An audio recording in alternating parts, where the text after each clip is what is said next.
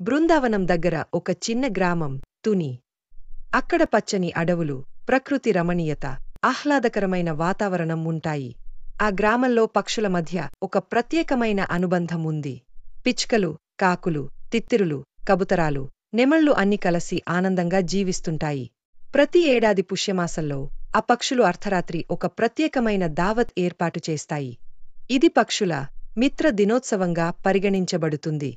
ఈ ఏడాది కూడా పక్షులలో అగ్రగణ్యమైన నెమలమ్మ సింధుర ఈ దావత్ నిర్వహణ బాధ్యత తీసుకుంది. సింధుర అందమైన నెమలి, తన అంగాలు వజ్రాల్లా మెరిసిపోతుంటాయి. ఈ వేడుకకు అందరు పక్షులు హాజరు కావాలని, ప్రత్యేక విందు పథకాలు ఉండాలని సింధుర అంకితభావంతో పనిచేసింది. సాయంత్రం ఆకాశం నారింజ రంగులతో మెరిసిపోతుండగా పక్షులు ఒకటొకటిగా అడవి నుంచి సమీపపడుతున్నాయి. సింధుర తన తోడిపక్షులతో కలిసి రంగురంగుల పువ్వులతో ఒక పెద్ద వేదికను అలంకరించింది. చెట్ల కొమ్మల్లో దీపాలు కట్టివేసి రంగురంగుల వెలుగులు వెలిగించి అందమైన వాతావరణాన్ని సృష్టించింది. సింధుర, మిత్రులారా, ఈరోజు మనం మన మధ్య బంధాన్ని మరింత బలపరుచుకోవడం కోసం కలుసుకున్నాం. అందరూ ఆనందంగా ఉంటూ కలిసి జీవించడానికి ప్రతిజ్ఞ చేద్దాం. ఆ మాటలకు అందరూ గట్టిగా చప్పట్లతో సమ్మతించారు. కాని అదే సమయంలో ఆకాశంలో చీకటి కమ్ముకుంది. గాలి స్వరూపం మారిపోయింది. ఓ దూరం నుంచి ఆశ్చర్యకరమైన శబ్దాలు వినిపించాయి. విందు మొదలవడానికి ముందే ఆ శబ్దం ఆ దావత్ వైపు నెమ్మదిగా వస్తోంది. పక్షులు భయంతో అటూ ఇటూ చూసుకోవడం ప్రారంభించాయి. ఎవరయ్యా ఇది? మన విందు పాడు చేస్తారా? లేక మనపై దాడి చేస్తారా? అనుకుంటూ ప్రతి పక్షి అప్రమత్తంగా నిలిచింది. ఇంతలో ఓ పెద్ద పావురం నెమ్మదిగా వచ్చి, మిత్రులారా, భయపడొద్దు. ఇది మనకు కొత్త మిత్రుడు. మన విందుకి ప్రత్యేక అతిథి అని చెప్పింది. అందరూ ఆశ్చర్యంగా ఆ కొత్త అతిథిని చూస్తూ ఎదురుచూస్తున్నారు. అందరూ ఉత్కంఠగా ఎదురుచూస్తుండగా ఆకాశం నుండి ఓ మెరిసే ఆడకోకిల, పేరు తారావతి, వేదిక మీదకు దిగింది. ఆమె మెరిసే బంగారు రెక్కలతో అందరినీ మంత్రముగ్ధుల్ని చేసింది. తారావతి, స్నేహితులారా, ఈ తుని పక్షుల మిత్రత గురించి విన్నాను. మీ అందరికీ తోడుగా ఈ దావత్లో భాగస్వామిగా రాగలిగినందుకు సంతోషంగా ఉంది. అందరూ ఆనందంగా స్వాగతం, తారావతి అని పలికారు. నెమలమ్మ సింధుర దావత్ ప్రారంభించమని సంకేతం ఇచ్చింది.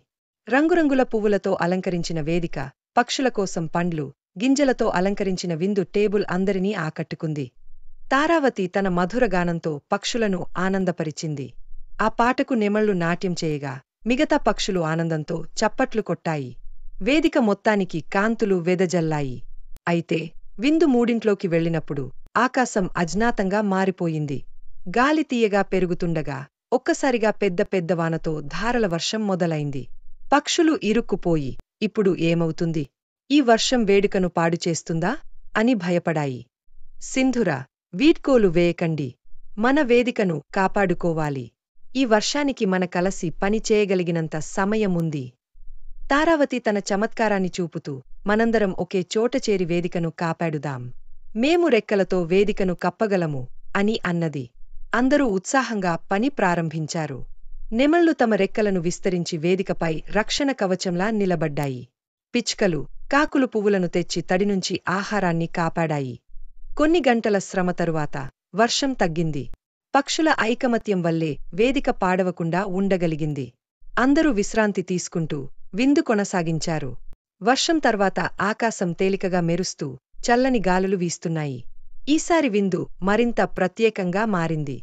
తారావతి మరోసారి గానం చేయగా అందరూ ఆనందంగా ఆడిపాడారు. పక్షుల స్నేహబంధం మరింత బలపడింది. ఆ దావత్ తర్వాత అందరూ ఒక గొప్ప పాఠం నేర్చుకున్నారు. ఏ విపత్తు వచ్చినా ఐకమత్యంతో, సహకారంతో దాన్ని అధిగమించవచ్చు.